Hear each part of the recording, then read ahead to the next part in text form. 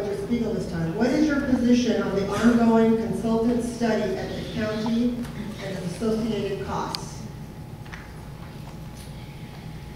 And you're referring to the KPMG. I think studies are important, but I think there's a way of doing it instead of eating the whole elephant at one time, eating it piece by piece. And that would be something that we've done in Corona, is you take what's blaring first, areas that you can identify as being something of concern, and begin there. There are some critical issues that we have to deal with on the county level in the budget. We need to not jump it all at one time, because you can't accomplish it all at one time. So you need to first get it under control, piece by piece. And so I think that was a large expense. We can't change it now. We can't go back. We can go forward from where we are now and go back and start working on what we found and start making some positive growth forward. And if we need to go back and revisit it, then fine. But you can't change it now, but let's go forward. Mr. Martinez?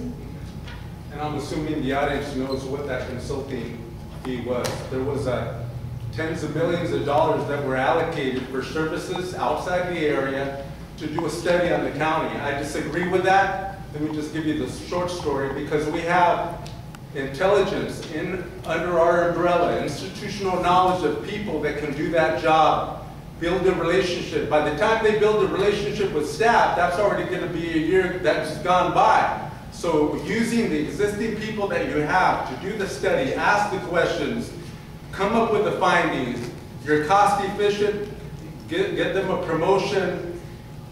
It's to keep it in-house, not outsourcing something just because they talked a good game. Use the existing resources that you have to do a study. A comprehensive study saves time and saves the money. It's the right thing to do.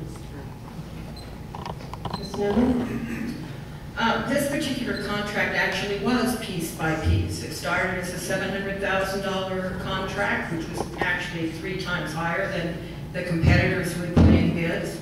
And it has grown through single source contracts to $41 million. They've only spent $27 million at this point, so it could be stopped. We could intervene.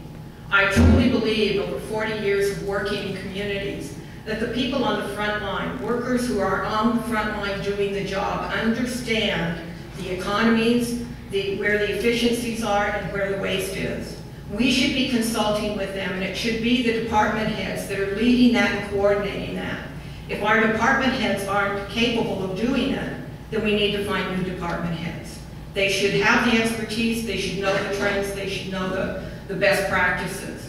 We should not be paying twice, once for our staff and then outside consultants, who have to go to our staff and drag them off their job to find out what's going on.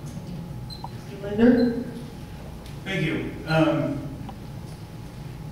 I want to take a good look at this question and maybe even ask a couple rhetorical questions here. How did we get here? Isn't it the job and the duty of your supervisor to make sure that we don't need to spend $40 million on an audit?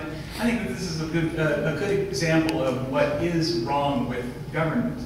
And then take a look at some of the issues that have been created by this major fee. Right now, criminals are being let out of prisons. AB 109, Propositions 47 and 57 are letting dangerous people out of jail and making our streets unsafe.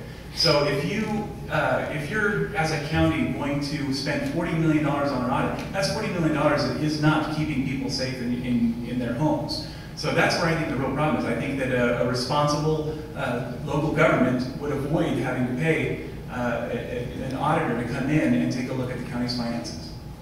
Thank you. Mr. Gardner? Thank you. This was really a $41 million efficiency study, and as Ms. Newman said, it's grown over time from a smaller amount to a much larger amount. I think it was a mistake for the board to enter into the contract in the first place.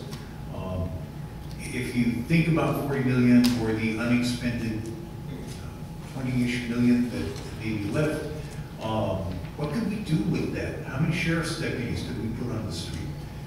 Could we staff the Indio jail, which we will complete this year, but there's not money to hire people to staff it, so it looks like we may not be able to open it. how many other things that you want every day for your county and but are not getting, could we have gotten with that money?